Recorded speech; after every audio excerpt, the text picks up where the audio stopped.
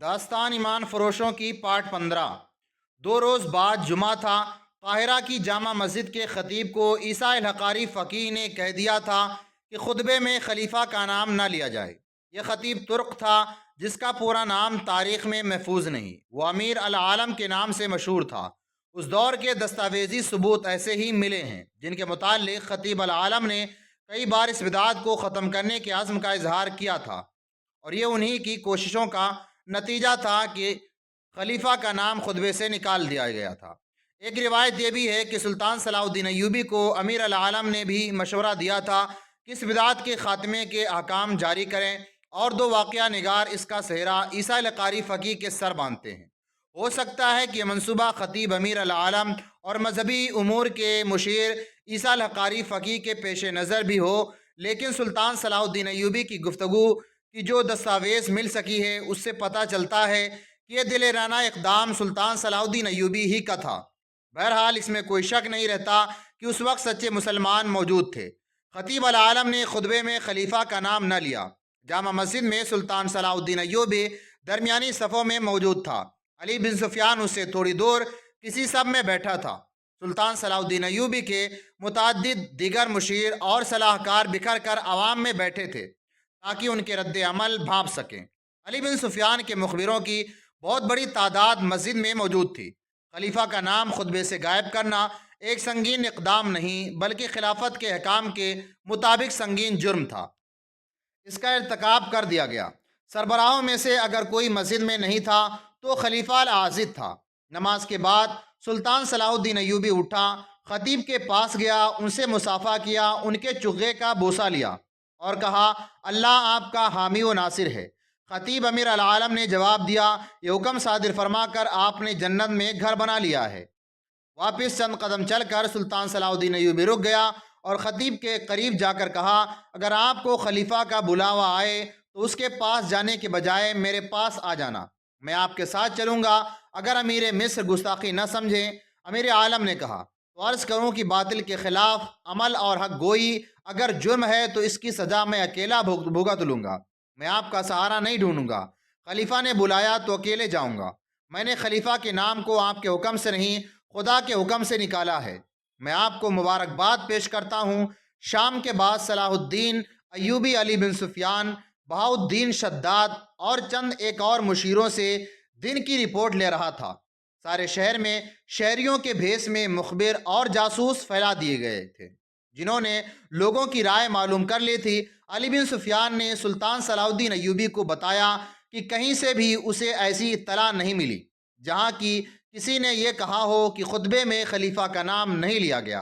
अली बिन सुफियान ने बास आदमियों ने 2-3 जगहों पर यह भी कहा कि जामा मस्जिद के खतीब ने आज खुतबे में खलीफा का नाम नहीं लिया था, ये उसने बुरा किया। उस पर कुछ आदमी इस तरह हैरान हो गए जैसे उन्हें मालूम ही नहीं कि खुतबे में खलीफा का नाम लिया गया था या नहीं। इनमें से 4-5 ने इस किस्म के ख्यालात का इजहार किया कि इससे क्या फ़र्क पड़ता है, खलीफा खुद या पैगंबर तो नहीं। इन इत्तलाआत से सुल्तान सलाहुद्दीन अय्यूबी को इत्मीनान हो गया कि अवाम के जिस रद्द अमल से उसे डराया गया था उसका कहीं भी इजहार नहीं हुआ। सुल्तान सलाहुद्दीन अय्यूबी ने उसी वक्त सुल्तान नूरुद्दीन जंगी के नाम पैगाम लिखा जिसमें उसे इत्तला दी कि उसने जुमा के खुतबे में से खलीफा का नाम निकलवा दिया है। अवाम की तरफ से अच्छे रद्द अमल का इजहार हुआ है, लिहाजा आप भी मरकज़ी खिलाफत को खुतबे से खारिज कर दें। इस लुब्बे लुबाब का तवील पैगाम लिखा कर उसने हुक्म दिया कि कासिद को सुबह सवेरे रवाना कर दिया जाए, जो पैगाम नूरुद्दीन जंगी को भेज कर वापस आ जाए। उसके बाद उसने अली बिन सुफियान से कहा कि खलीफा के महल में जासूसों को चौकन्ना कर दिया जाए, वहाँ जरा सी भी मशकूक हरकत हो तो फ़ौरन इत्तला दें। रजब को सुल्तान सलाहुद्दीन अय्यूबी जानता था। उसे यह भी मालूम था कि रजब खलीफा का मुँहचढ़ा नायब सालार है। सुल्तान सलाहुद्दीन अय्यूबी ने अली बिन सुफियान से कहा, रजब के साथ एक आदमी साए की तरह लगा रहना चाहिए। उस रात महफिल अय्याशी व तरब में रजब नहीं था। वो सुल्तान सलाहुद्दीन अय्यूबी के कत्ल का इंतज़ाम करने चला गया था। उसे हसन बिन सबा के हशीशीन से मिलना था। खलीफा रोज़ मर्रा की तरह बाहर की दुनिया से बेखबर और उम्मे अरारा के तिलस्माती हुस्न और नाजो अदा में गुम था। उसे किसी ने बताया ही न था कि खुतबे में से उसका नाम निकाल दिया गया है। وہ خوش تھا کہ سلطان صلاح الدین ایوبی کے قتل کا انتظام ہونے والا ہے۔ عرارہ نے اسے جلدی سلطان سلانے اور بے ہوش کرنے کے لیے زیادہ شراب پلا دی اور شراب میں خواب آور سفوف بھی ملا دیا۔ اس بوڑھے سے جلدی چھٹکارا حاصل کرنے کے لیے وہ یہی نسخے استعمال کیا کرتی تھی۔ اسے سلا کر اور شام شمع بجھا کر وہ کمرے سے نکل گئی۔ وہ اپنے مخصوص کمرے کی طرف جا رہی تھی جس میں رجب چوری چھپے اس کے پاس آیا کرتا تھا۔ وہ کمرے میں داخل ہوئی تھی کہ کواڑ کے پیچھے سے کسی نے اس پر کمبل پھینکا۔ اس کی آواز بھی نہ نکل پائی تھی کہ اس کے منہ پر جہاں پہلے ہی کمبل لپٹ گیا تھا ایک اور کپڑا باندھ دیا گیا۔ اسے کسی نے کندھے پر ڈال لیا اور کمرے سے نکل گیا۔ یہ دو آدمی تھے۔ وہ محل کی بھول بھلیا اور چور راستوں سے واقف معلوم ہوتا تھا۔ وہ اندھیری سیڑھیوں پر چڑھ گئے، اس کے پیچھے دوسرا اتر گیا اور دونوں اندھیرے میں غائب ہو گئے۔ کچھ دور 4 گھوڑے تھے اور ان کے پاس 2 آدمی بیٹھے ہوئے تھے۔ انہوں نے اپنے ساتھیوں کو اندھیرے میں آتا دیکھا اور یہ بھی دیکھا کہ ایک نے کندھے پر کچھ اٹھا رکھا ہے۔ یہ گھوڑوں کو آگے لے گیا۔ سب گھوڑوں پر سوار ہو گئے۔ ایک سوار نے لڑکی کو اپنے آگے ڈال لیا۔ ان میں سے کسی نے کہا، گھوڑوں کو ابھی بھاگنا اور دوڑانا نہیں، آپ سارے شہر کو جگا دیں گے۔ گھوڑے آہستہ آہستہ چلتے گئے اور شہر سے نکل گئے۔ یہ سلطان صلاح الدین ایوبی کا کام ہے۔ امیر مصر کے سوا ایسی حرکت اور کون نہیں کر سکتا، اس کے سوا اور ہو ہی کون سکتا ہے۔ قصر خلافت میں یہ شور تھا کہ عرارہ کو سلطان صلاح الدین ایوبی نے اغوا کرایا ہے۔ رجب واپس آ گیا تھا۔ محل کے کونے کونے کی تلاشی لی جا چکی تھی۔ محافظ دستہ کمانڈروں کے عتاب کا نشانہ بنا ہوا تھا۔ خود کمانڈر بھی سپاہیوں کی طرح تھر تھر کانپ رہے تھے۔ ایک لڑکی کا اغوا معمولی واردات نہیں تھی، اور لڑکی بھی ایسی جسے خلیفہ حرم کا ہیرا سمجھتا تھا۔ محل کے پچھواڑے ایک رسہ لٹک رہا تھا۔ زمین پر پاؤں کے نشان تھے جو تھوڑی دور جا کر گھوڑے کے نشانات میں ختم ہو گئے تھے۔ ان سے یہ شبہ ملتا تھا کہ لڑکی کو رسے سے اتارا گیا۔ اس ایک کا اظہار بھی کیا گیا کہ لڑکی اپنی مرضی سے کسی کے ساتھ گئی ہے۔ خلیفہ نے شک کو مسترد کر دیا تھا۔ وہ کہتا تھا کہ عرارہ اس پر جان چھڑکتی تھی۔ یہ سلطان صلاح الدین ایوبی کا کام ہے۔ رجب نے العازد سے کہا، قصر خلافت میں ہر کسی کے زبان پر یہی الفاظ ہیں، اس کے سوا کوئی بھی ایسی حرکت نہیں کر سکتا۔ ہر کسی کے کانوں میں یہ الفاظ رجب نے ہی ڈالی تھی۔ اسے جو ہی عرارہ کی گمشدگی کی اطلاع ملی تھی، اس نے سارے محل میں گھوم پھر کر کسی سے لڑکی کے متعلق پوچھا اور کسی سے کہا تھا یہ سلطان صلاح الدین ایوبی کا کام ہے۔ قصر صدارت کے اعلیٰ حاکم سے ادنا ملازم تک انہی الفاظ کو دہرائے چلے جا رہے تھے، اور جب یہ الفاظ خلیفہ العازد کے کانوں میں پڑے تو اس نے ذرہ بھی سوچنے کی ضرورت نہ سمجھی کہ الزام بے بنیاد ہو سکتا ہے۔ اس کے کانوں میں یہ تو پہلے ہی ڈالا جا چکا تھا کہ سلطان صلاح الدین ایوبی عورتوں کا شیدائی ہے۔ عرارہ نے اسے بتایا تھا کہ سلطان صلاح الدین ایوبی حرم کی 4 لڑکیوں کو خراب کر چکا ہے۔ خلیفہ نے اسی وقت اپنے خصوصی قاصد کو بلایا اور اسے کہا کہ امیر مصر کے پاس جاؤ اور اسے کہو کہ پردے میں لڑکی واپس کرو، میں کوئی کارروائی نہیں کروں گا۔ جس وقت خلیفہ قاصد کو یہ پیغام دے رہا تھا، اس وقت قاہرہ سے 10-12 میل دور 3 شتر سوار قاہرہ کی طرف آہستہ آہستہ آ رہے تھے۔ مصر کی فوج کے گشتی سنتری تھے۔ مصر کے سیاسی حالات چونکہ اچھے نہیں تھے، جاسوسوں تخریب کاروں کی سرگرمیاں رکنے کے بجائے بڑھتی جا رہی تھیں۔ سلطان صلاح الدین ایوبی کو اچھی طرح معلوم تھا کہ ملک میں غداری اور بغاوت کی چنگاریاں بھی سلگ رہی ہیں۔ سوڈانی فوج کی طرف سے جسے اس نے برطرف کر دیا تھا، خطرہ پوری طرح ٹلا نہیں تھا۔ اس کے فوج کے کمانڈر عہدیدار اور سپاہی تجربے کار عسکری تھے، کسی بھی وقت ملک کے لیے خطرہ بن سکتے تھے۔ سب سے بڑا خطرہ یہ تھا کہ سلطان صلاح الدین ایوبی کے مخالفین نے صلیبیوں سے دوستانہ کر رکھا تھا۔ ان کے جاسوسوں کو وہ پناہ اڈے اور مدد مہیا کرتے تھے۔ ان خطرات کے پیش نظر دارالحکومت سے بہت دور دور اور ہر طرف فوج کے چند ایک دستے رکھے گئے تھے۔ ان کی گشتی سنتری دن رات صحراؤں اور ٹیلوں ٹیکریوں کے علاقوں میں گھوڑے اور اونٹوں پر گشت کرتے رہتے تھے تاکہ آنے والے خطرے کی اطلاع قبل از وقت دی جا سکے۔ وہ 3 شتر سوار انہی دستوں کے ساتھ گشتی سنتری تھے جو اپنی ذمہ داری کے علاقے میں گشت کر کے آ رہے تھے۔ آگے مٹی اور پتھروں کی پہاڑیوں اور چٹانوں کا وسیع علاقہ تھا۔ وہ ایک وادی سے گزر رہے تھے۔ انہیں کسی عورت کی آہو زاری سنائی دی، مردانہ آواز بھی سنائی دی۔ ان سے صاف پتہ چلتا تھا کہ لڑکی پر زبردستی کی جا رہی ہے۔ ایک شتر سوار اترا اور اس چٹان پر چڑھ گیا جس کی دوسری طرف سے آواز آ رہی تھی۔ اس نے چھپ کر دیکھا، ادھر 4 گھوڑے تھے اور 4 آدمی بھی تھے۔ چاروں سوڈانی حبشی تھے۔ ایک بڑی ہی خوبصورت لڑکی تھی جو دوڑی جا رہی تھی۔ ایک حبشی نے اسے پکڑ لیا اور اسے بازوؤں میں دبوچ کر اٹھا لیا۔ اسے اپنے ساتھیوں کے درمیان کھڑی کر کے اس کے سامنے گھٹنوں کے بل ہو گیا۔ اس نے اپنے سینے پر ہاتھ باندھ کر کہا، تم مقدس لڑکی ہو، اپنے آپ کو تکلیف میں ڈال کر ہمیں گنہگار نہ کرو۔ دیوتاؤں کا قہر ہمیں جلا ڈالے گا یا ہمیں پتھر بنا دے گا۔ میں مسلمان ہوں، لڑکی نے چلا کر کہا۔ تمہارے دیوتاؤں پر لعنت بھیجتی ہوں، مجھے چھوڑ دو ورنہ تم سب کو خلیفہ کے کتوں سے بوٹی بوٹی کرا دوں گی۔ تم اب خلیفہ کی ملکیت نہیں، ایک حبشی نے کہا، اب تم دیوتا کی ملکیت ہو جس کے ہاتھ میں آسمان کے بجلی کا قہر، ناگوں کا زہر اور شیروں کا طاقت ہے۔ اس نے تمہیں پسند کر لیا ہے، اب تو کوئی تمہیں اس سے چھڑانے کی کوشش کرے گا، اسے صحرا کی ریت جلا کر راکھ کر دے گی۔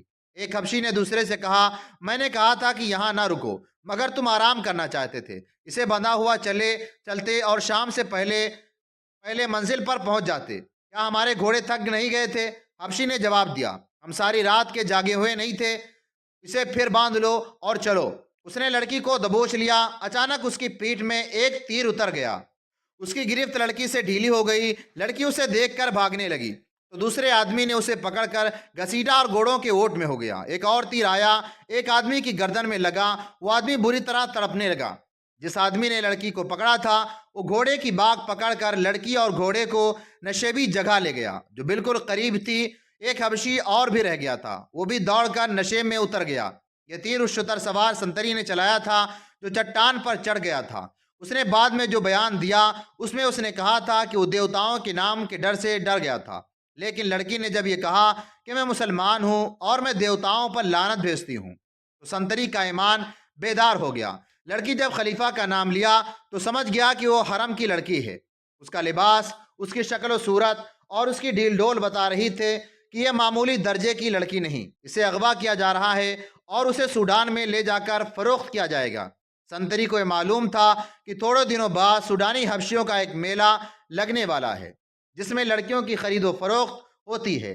فوج کو سلطان صلاح الدین ایوبی نے یہ حکم دے رکھا تھا کہ عورت کی عزت کی حفاظت کی جائے گی۔ ایک عورت کی عزت کو بچانے کے لیے 1 درجن آدمیوں کی قتل بھی جائز تھی۔ سنتری نے ساری باتیں سامنے رکھ کر فیصلہ کر لیا کہ لڑکی کو بچانا ہے۔ اس نے 2 تیر چلائے اور 2 حبشی مار ڈالے۔ اس نے غلطی یہ کی کہ باقی 2 حبشیوں کو پکڑنے کے لیے نیچے اتر گیا، اپنے اونٹ پر سوار ہوا، اپنے ساتھیوں کو بتایا کہ بردہ فروش کا پیچھا کرنا ہے۔ وہ 3 اونٹوں کو دوڑاتے دوسری طرف گئے مگر انہیں چٹان کا چکر کاٹ کر جانا پڑا۔ اس نے یہ بھی سوچا کہ اونٹ گھوڑا کا پیچھا کر سکتا ہے کہ نہیں۔ ان تینوں میں سے تیر کمان صرف اسی سنتری کے پاس تھا، باقی 2 کے پاس برچھیاں اور تلواریں تھیں۔ وہ جب اس جگہ پہنچے جہاں لڑکی اور حبشی کو دیکھا تھا تو وہاں 2 لاشوں کے سوا کچھ بھی نہ تھا۔ سوڈانی حبشی لڑکی کو بھی لے گئے تھے اور اپنے مرے ہوئے ساتھیوں کے گھوڑے کو بھی۔ شتر سواروں نے طاقوں میں اونٹ دوڑایا لیکن وہ ٹیلے اور چٹانوں کا علاقہ تھا، راستہ گھومتا اور مٹتا تھا۔ انہیں بھاگتے گھوڑوں کی ٹاپ سنائی دے رہی تھی جو دور ہوتے گئے اور خاموش ہو گئے۔ شتر سوار نے دونوں لاشوں کو اونٹوں پر لادی اور واپس آ گئے۔ انہیں معلوم نہ تھا کہ لاشیں کس کی ہیں، یہ عام قسم کے بردہ فروشوں کی بھی ہو سکتی تھیں، انہیں اٹھا لانا ضروری نہ تھا، لیکن لڑکی خلیفہ کی معلوم ہوتی تھی اس لیے لاشیں اٹھانا ضروری سمجھا گیا تاکہ یہ معلوم ہو سکے کہ اغوا کرنے والے کون ہیں۔ سلطان صلاح الدین ایوبی پریشان اور غصے کے عالم میں ٹہل رہا تھا۔ کمرے میں اس کے مشیر بیٹھے تھے اور اس کے دوست بھی تھے، وہ سر جھکائے بیٹھے تھے۔ سلطان صلاح الدین ایوبی اپنے آپ کو ہمیشہ ہلکان میں رکھتا تھا، وہ ابھی جذباتی نہیں ہوا تھا، غصہ تھا۔ ایسے حالات نے بھی اسے آزمایا تھا جن میں جابر جنگجو بھی ہتھیار ڈال دیا کرتے ہیں۔ وہ محاصرے میں گھر کر لڑا تھا اور اس حال میں بھی محاصرے میں رہا تھا کہ اس کے سپاہی اس انتظار میں تھے کہ وہ ہتھیار ڈال کر انہیں اس اذیت اور موت سے بچا لے گا، لیکن سلطان صلاح الدین ایوبی نے اپنا حوصلہ ہی مضبوط نہ رکھا بلکہ سپاہیوں میں بھی نئی روح پھونک دی۔ مگر اس روز سلطان صلاح الدین ایوبی کو اپنے اوپر قابو نہیں رہا تھا، چہرے پر غصہ تھا، گھبراہٹ تھی۔ یہی وجہ تھی کہ سب خاموش بیٹھے تھے۔ آج پہلی بار میرا دماغ ساتھ چھوڑ گیا ہے، اس نے کہا۔ کیا یہ ممکن نہیں کہ آپ خلیفہ کے اس پیغام کو نظر انداز کر دیں؟ اس کے نائب سالار الناصر نے کہا، میں اسی کوشش میں مصروف ہوں۔ سلطان صلاح الدین ایوبی نے کہا، لیکن الزام کی نوعیت دیکھو جو مجھ پر عائد کیا گیا ہے۔ میں نے اس کے حرم کی لڑکی اغوا کروائی ہے۔ استغفر اللہ، اللہ مجھے معاف کرے۔ اس نے میری توہین میں کوئی کسر نہیں چھوڑی، پیغام بلکہ قاصد کی زبانی بھیجی۔ مجھے بلا لیتا، میرے ساتھ براہ راست بات کرتا، میں پھر بھی یہ مشورہ دوں گا کہ اپنے آپ کو ٹھنڈا کیجیے۔ بہاؤالدین شداد نے کہا، سوچ رہا ہوں کہ کیا واقعی حرم سے کوئی لڑکی غائب ہوئی ہے؟ سلطان صلاح الدین ایوبی نے کہا، یہ جھوٹ معلوم ہوتا ہے۔ اسے پتہ چل گیا ہوگا کہ میں نے خطبے میں سے اس کا نام نکال لیا ہے۔ اس کے جواب میں اس نے مجھ پر الزام لگا کر کہ میں نے اس کے حرم کے لیے ایک لڑکی اغوا کرائی ہے، انتقام لینے کی کوشش کی ہے۔ سلطان صلاح الدین ایوبی نے عیسیٰ الحقاری فقیہ سے کہا، ایک حکم نامہ مصر کے تمام مسجدوں کے نام جاری کرو کہ آئندہ کسی مسجد میں خطبے میں خلیفہ کا ذکر نہیں کیا جائے گا۔ آپ اس کے یہاں چلے جائیں اور اس سے بات کریں۔ الناصر نے کہا، اسے صاف الفاظ میں بتا دیں کہ خلیفہ قوم کی عزت کا نشان ہوتا ہے، لیکن اس کا حکم نہیں چل سکتا، خصوصاً اس صورتحال میں جب حالات جنگی ہیں اور دشمن کا خطرہ باہر سے بھی اور اندر سے بھی موجود ہے۔ میں تو یہاں تک مشورہ دوں گا کہ اس کے محافظ دستے کی نفری کم کریں، سوڈانی حبشی کی جگہ مصری دستہ رکھیں اور اس کے محل کے اخراجات کم کریں۔ میں اس نتیجے سے آگاہ ہوں، ہمیں مقابلہ کرنا ہی پڑے گا، ہمیں اللہ پر بھروسہ رکھنا چاہیے۔ میں نے ہمیشہ اپنے اللہ پر بھروسہ کیا ہے۔ سلطان صلاح الدین ایوبی نے کہا، خدائے ذوالجلال مجھے ذلت سے بھی بچا لے گا۔ دربان اندر آیا، سب نے اس کی طرف دیکھا۔ اس نے کہا، سیرا کے گشتی دستے کا کمانڈر اپنے 3 سپاہیوں کے ساتھ آیا ہے، وہ 2 سوڈانیوں کی لاشیں لایا ہے۔ سب نے دربان کی مداخلت کو اچھی نظر سے نہ دیکھا۔ اس وقت سلطان صلاح الدین ایوبی ہی اہم اور خفیہ اجلاس میں مصروف تھا، لیکن سلطان صلاح الدین ایوبی نے دربان سے کہا، انہیں اندر بھیج دو۔ سلطان صلاح الدین ایوبی نے اپنے دربان سے کہا تھا کہ جب بھی اسے کوئی ملنے آئے تو وہ اسے اطلاع دے، اور اگر رات کو اسے جگانے کی ضرورت محسوس ہو تو فوراً جگا لے۔ سلطان صلاح الدین ایوبی کوئی بات اور کوئی مکالمہ التوا میں نہیں ڈالا کرتا تھا۔ عہدے دار اندر آیا، اس کا چہرہ گرد سے بھرا ہوا تھا، تھکا ہوا تھا نظر آتا تھا۔ سلطان صلاح الدین ایوبی نے اسے بٹھایا اور دربان سے کہا کہ اس کے لیے پینے کے لیے کچھ لے آؤ۔ عہدے دار نے سلطان صلاح الدین ایوبی کو بتایا کہ اس کے گشتی سنتریوں نے 4 سوڈانی حبشیوں سے ایک اغوا شدہ لڑکی کو چھڑانے کی کوشش کی، 2 کو تیر سے مار ڈالا اور وہ لڑکی کو اٹھا کر بھاگ گئے۔ عہدے دار نے بتایا کہ سنتریوں کے بیان کے مطابق لڑکی کھانا بدوش یا کسی عام گھرانے کی نہیں تھی، وہ بہت امیر لگتی تھی اور اس نے کہا تھا کہ وہ خلیفہ کی ملکیت ہے۔ معلوم ہوتا ہے، سلطان صلاح الدین ایوبی نے کہا، خدائے ذوالجلال میری مدد کو آ گیا ہے۔ وہ باہر نکل گیا۔ کمرے میں بیٹھے ہوئے سب حاکم اس کے پاس پیچھے پیچھے چلے گئے۔ باہر زمین پر 2 لاشیں پڑی تھیں۔ ایک لاش پیٹ کے بل تھی، اس کی پیٹھ میں تیر اترا ہوا تھا۔ دوسری لاش کی گردن میں تیر گھسا تھا۔ پاس 3 سپاہی کھڑے تھے۔ انہوں نے امیر کو، جو کہ ان کا سالار اعلیٰ بھی تھا، شاید ہی پہلی بار دیکھا تھا۔ وہ فوجی انداز سے سلام کر کے پرے ہٹ گئے۔ سلطان صلاح الدین ایوبی نے اس کے سلام کا صرف جواب ہی نہیں دیا بلکہ ان سے ہاتھ بھی ملایا اور کہا، یہ شکار کہاں سے مار لائے ہو مومنو؟ اس سنتری نے جس نے چٹان سے تیر چلا کر 2 آدمیوں کو مارا تھا۔ سلطان صلاح الدین ایوبی کو سارا واقعہ پوری تفصیل سے سنا دیا۔ کیا یہ ممکن ہو سکتا ہے کہ وہ لڑکی خلیفہ کی ہی داشتہ ہو؟ سلطان صلاح الدین ایوبی نے اپنے مشیروں سے پوچھا۔ معلوم یہی ہوتا ہے، علی بن سفیان نے کہا۔ ان کے خنجر دیکھیے۔ اس نے 2 خنجر سلطان صلاح الدین ایوبی کو دکھائے۔ جس وقت سپاہی واقعہ سنا رہا تھا، علی بن سفیان لاشوں کی تلاشی لے رہا تھا۔ انہوں نے سوڈان کا قبائلی لباس پہن رکھا تھا۔ کپڑوں کے اندر ان کے کمر بند کے تھے، جن کے پاس ایک ایک خنجر تھا۔ یہ خلیفہ کے حفاظتی دستے کے خاص ساخت کے خنجر تھے۔ ان کے دستانوں پر قصر خلافت کی مہر لگی تھی۔ علی بن سفیان نے کہا، اگر انہوں نے یہ خنجر چوری نہیں کیے تو یہ دونوں قصر خلافت کے حفاظتی دستے کے سپاہی ہیں۔ یہ کہا جا سکتا ہے کہ لڑکی وہی ہے جو خلیفہ کے حرم سے اغوا ہوئی ہے، جو اغوا کرنے والے خلیفہ کے محافظ میں سے ہے۔ لاشیں اٹھاؤ اور خلیفہ کے پاس لے چلو۔ سلطان صلاح الدین ایوبی نے کہا، پہلے یقین کر لیا جائے کہ واقعی خلیفہ کے محافظوں میں سے ہیں۔ علی بن سفیان نے کہا اور وہاں سے چلا گیا۔ زیادہ وقت نہیں گزرا تھا कि अली बिन सुफियान ने एक साथ कसरे खिलाफत का एक कमांडर आ गया। उसे दोनों लाशें दिखाई गईं। उसने फौरन पहचान लिया और कहा, ये दोनों मुहाफिज दस्ते के सिपाही हैं। गुज़िश्ता 3 रोज से छुट्टी पर थे। इनकी छुट्टी 7 दिन रहती थी। 2 और हैं। क्या वो इनके साथ छुट्टी पर गए थे? कोई और सिपाही भी छुट्टी पर है? सुल्तान सलाउद्दीन अयूबी ने पूछा। इकट्ठे गए थे, कमांडर ने जवाब दिया, और एक ऐसा इंकशाफ किया जिसने सबको चौंका दिया। उसने कहा कि सूडानी एक ऐसे कबीले से ताल्लुक़ रखते हैं जो खून खोरी में मशहूर हैं। इनमें फ़िरौन के वक्त की कुछ रस्में चली आ रही हैं।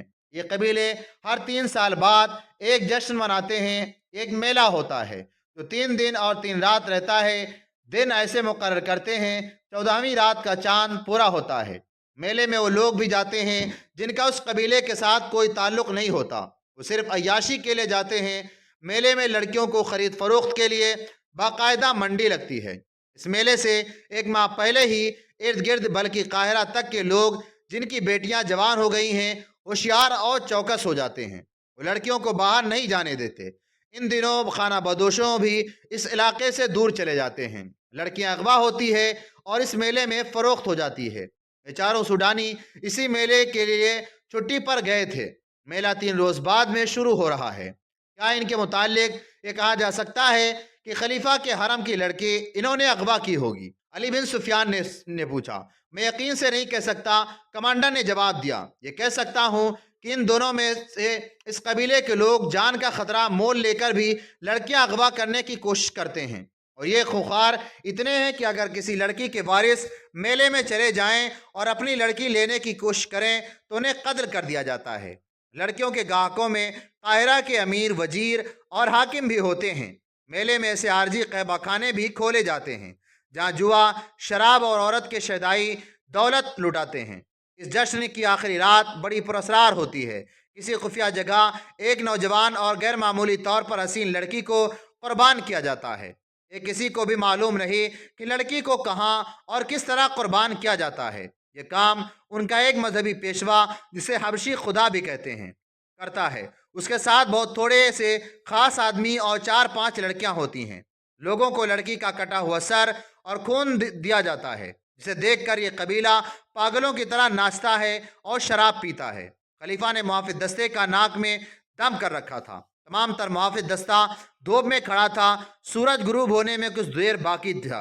इस दस्ते का सुबह खड़ा किया गया था। कमांडरों और ओहदेदारों को भी खाने की इजाज़त दी गई थी, न पानी पीने की। रजब बार बार आता और ऐलान करता कि लड़की मुहाफिज की मदद के बगैर अगवा नहीं की जा सकती थी। जिस किसी ने अगवा में मदद की है वो सामने आ जाए, वरना तुम्हें यहीं भूखा और प्यासा मार दिया जाएगा।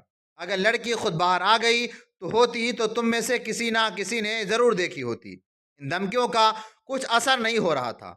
सब कहते थे कि वो बेगुनाह हैं। खलीफा रजब को टिकने नहीं दे रहा था। उसने रजब से कहा था, मुझे लड़की का अफसोस नहीं, परेशानी यह है कि जो इतने कड़े पहरे से लड़कियों को अगवा कर सकते हैं वो मुझे भी कत्ल कर सकते हैं।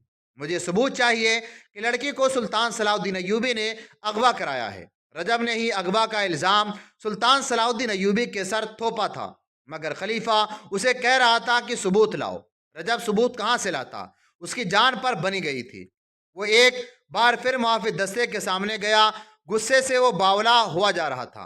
वो कई बार दी हुई धमकी एक बार फिर देने ही लगा था कि दरवाजे पर खड़े संतरियों में दरवाजे खोल दिए और ऐलान किया, अमीर मिस्र तशरीफ ला रहे हैं।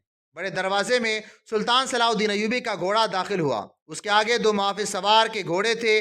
8 सवार पीछे थे, एक दाएं और एक बाएं था। उनके पीछे सुल्तान सलाउद्दीन अयूबी के हाकिम और मुशीर थे। उनमें अली बिन सुफियान भी था। रजब ने खलीफा को इत्तला भेज दी कि सुल्तान सलाउद्दीन अयूबी आया है। सब ने देखा सुल्तान सलाउद्दीन अयूबी के जुलूस के पीछे 4 पहियों वाली एक गाड़ी भी थी, जिसके सुल्तान सलाउद्दीन अयूबी के जुलूस के पीछे 4 पहियों वाली एक गाड़ी भी, जिसके आगे दो घोड़े जुते हुए थे। गाड़ी पर 2 लाशें पड़ी थीं, एक सीधी, दूसरी अड़ी, तीसरी अभी तक लाशों में उतरे हुए थे। इन लाशों के साथ वो 3 शुतर सवार जिन्होंने इस हबशियों को मारा था। खलीफा बाहर आ गया। सुल्तान सलाउद्दीन अयूबी और उसके तमाम सवार घोड़े से उतरे। सुल्तान सलाउद्दीन अयूबी ने उसे एहतराम से खलीफा को सलाम किया, जिस एहतराम का वो हकदार था। झुक कर उससे मुसाफा किया اور اس کا ہاتھ چوما۔ مجھے آپ کا پیغام مل گیا تھا کہ میں آپ کے حرم کی لڑکی واپس اغوا ہوئی ہے۔ سلطان صلاح الدین ایوبی نے کہا، میں آپ کو 2 محافظوں کی لاشیں لایا ہوں۔ یہ لاشیں مجھے بے گناہ کریں گی، اور میں حضور کی خدمت اقدس میں یہ گزارش کرنا ضروری سمجھتا ہوں کہ سلطان صلاح الدین ایوبی آپ کی فوج کا سپاہی نہیں۔ جس خلافت کی آپ نمائندگی کر رہے ہیں وہ اس کا بھیجا ہوا خلیفہ نے کہا۔ سلطان صلاح الدین ایوبی کے تیور بھانپ لیے۔ اس فاطمی خلیفہ کا ضمیر گناہوں کے بوجھ سے گھرا تھا۔ وہ سلطان صلاح الدین ایوبی کی باروب اور پرجلال شخصیت کا سامنا کرنے کے قابل نہیں تھا۔ اس نے سلطان صلاح الدین ایوبی کے کندھے پر ہاتھ رکھ کر کہا، میں تمہیں اپنے بیٹوں سے زیادہ محبوب سمجھتا ہوں۔ سلطان صلاح الدین ایوبی، اندر آؤ، میری حیثیت ابھی ملازم کی ہے۔ سلطان صلاح الدین ایوبی نے کہا، مجھے ابھی صفائی پیش کرنی ہے کہ میں اغوا کا ملزم ہوں۔ خدائے ذوالجلال نے میری مدد فرمائی ہے۔ 2 لاشیں بھیجی ہیں۔ یہ لاشیں بولیں گی نہیں بلکہ خاموشی اور ان میں اترے ہوئے تیر گواہی دیں گے۔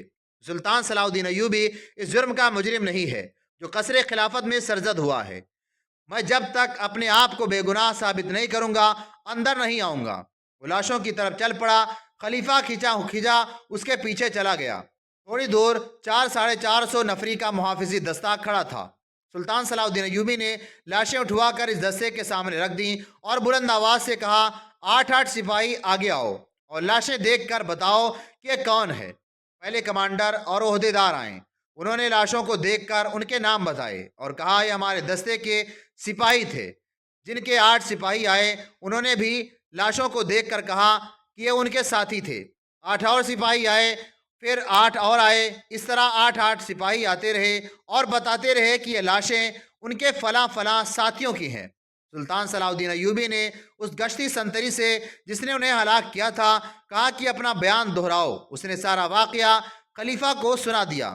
وہ ختم کر چکے تو سلطان صلاح الدین ایوبی نے خلیفہ سے کہا، لڑکی میرے پاس نہیں لائی گئی ہے، وہ سوڈانی حبشیوں کے میلے میں فروخت ہونے کے لیے لیے گئی ہے۔ خلیفہ خسیانہ ہوا جا رہا تھا۔ اس نے سلطان صلاح الدین ایوبی سے کہا تھا کہ وہ اندر چلے۔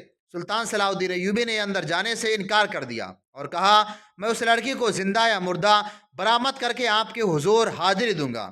ابھی میں اتنا ہی کہوں گا کہ حرم کی ایک ایسی لڑکی کا اغوا جو تحفے کے طور پر آئی تھی، جو آپ کی نکاحی بیوی نہیں داشتہ تھی، میرے لیے ذرہ بھر اہمیت نہیں رکھتی۔ خدا تعالیٰ نے مجھے اس سے اہم فرائض سونپے ہیں۔ میری پریشانی یہ ہے کہ ایک لڑکی اغوا ہو گئی۔ خلیفہ نے کہا، اصل پریشانی یہ ہے کہ سارا لڑکیاں اغوا ہونے لگیں تو ملک میں قانون کا کیا حال ہوگا، اور میری پریشانی یہ ہے کہ سلطنت اسلامیہ اغوا ہو رہی ہے۔ سلطان صلاح الدین ایوبی نے کہا، آپ زیادہ پریشان نہ ہوں، میرا شعبہ سراغ نسیانی لڑکی کو برآمد کرنے کی پوری کوشش کرے گا۔ خلیفہ سلطان صلاح الدین ایوبی کو ذرا پرے لے گیا اور کہا، ایوبی، میں ایک عرصے سے دیکھ رہا ہوں کہ تم مجھ سے کھنچے رہتے ہو۔ میں نجم الدین سلطان صلاح الدین ایوبی کے والد محترم کا بہت احترام کرتا ہوں، مگر تمہارا دل میں میرے لیے ذرا بھی احترام نہیں، اور مجھے آج بتایا گیا کہ جامع مسجد کے خطیب اور امیر العالم یہ گستاخی کی ہے کہ خطبے سے میرا نام ہٹا دیا گیا ہے۔ مجھے رجب نے بتایا کہ میں اسے اس گستاخی کی سزا دے سکتا ہوں۔ میں تم سے پوچھنا چاہتا ہوں کہ اس نے تمہاری شے پر تو ایسا نہیں کیا، میری شے پر نہیں، میرے حکم پر اس نے خلیفہ کا نام خطبے سے ہٹایا ہے۔ سلطان صلاح الدین ایوبی نے کہا، صرف آپ کا نام نہیں بلکہ ہر اس خلیفہ کا نام خطبے سے ہٹا دیا گیا ہے جو آپ کے بعد آئے گا اور جو اس کے بعد آئے گا۔ کیا یہ حکم فاطمی خلافت کو کمزور کرنے کے لیے جاری کیا گیا ہے؟ خلیفہ نے پوچھا، مجھے شک ہے کہ یہاں عباسی خلافت لائی جا رہی ہے، حضور بہت بوڑھے ہو گئے ہیں۔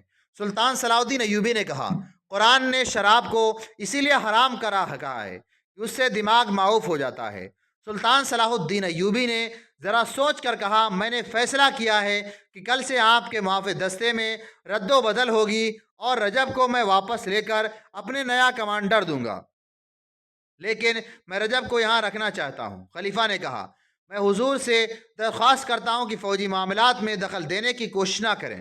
سلطان صلاح الدین ایوبی نے کہا اور علی بن سفیان کی طرف متوجہ ہوا تو 5 حبشی محافظوں کو ساتھ لیے آ رہا تھا۔ یہ 5 اسی قبیلے کے سے تعلق رکھتے تھے۔ علی بن سفیان نے کہا، میں نے اس دستے سے مخاطب ہو کر کہا، اس قبیلے کا کوئی آدمی یہاں ہو تو باہر آ جائیں۔ یہ 5 صفوں سے باہر آ گئے۔ ان کے متعلق مجھے ان کے کمانڈر نے بتایا ہے کہ پرسوں سے چھٹی پر جا رہے تھے۔ میں انہیں اپنے ساتھ لے جا رہا ہوں۔ لڑکی کے اغوا کا ان کا ہاتھ ہو سکتا ہے۔ سلطان صلاح الدین ایوبی نے رجب کو بلا کر کہا، کل یہاں دوسرا کمانڈر آ رہا ہے، آپ میرے ساتھ آ جائیں گے۔ میں آپ کو منجنیکوں کی کمان دینا چاہتا ہوں۔ رجب کے چہرے پر کا رنگ بدل گیا۔ ام ارارا کو گھوڑے پر ڈالے ہوئے جب 2 حبشی اتنی دور نکل گئے جہاں انہیں بتعاقب کا خطرہ نہ رہا تو انہوں نے گھوڑے روک لیے۔ لڑکی ایک بار پھر آزاد ہونے کو تڑپنے لگی۔ حبشیوں نے اسے کہا کہ اس کا تڑپنا بیکار ہے، اب اگر اسے وہ آزاد بھی کریں تو اس ریگستان سے زندہ نہیں نکل سکے گی۔ انہوں نے یہ بھی کہا کہ اسے بے آبرو نہیں کرنا چاہتے۔ اگر ان کی نیت ایسی ہوتی تو اس کے ساتھ وحشیوں جیسا سلوک کر چکے ہوتے۔ ام ارارا حیران تھی کہ انہوں نے انہیں چھیڑا تک نہیں تھا، کیونکہ اسے اپنے دیوتا پر قربان کرنے جا رہے تھے۔